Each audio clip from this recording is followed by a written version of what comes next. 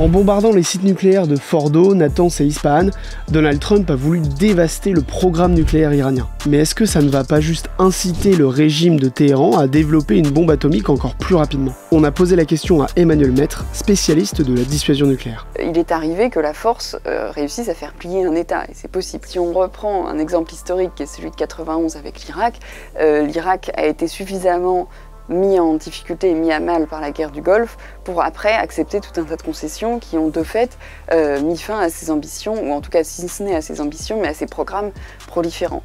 Après, on peut aussi tout à fait penser et défendre que si elle ne fait pas plier, elle va au contraire redoubler les intentions de cet État de se défendre la prochaine fois. Et ce que savent les Iraniens, c'est que quand on n'a pas d'armes nucléaires, on est vulnérable à une attaque. Quand on en a, on se protège d'une certaine manière.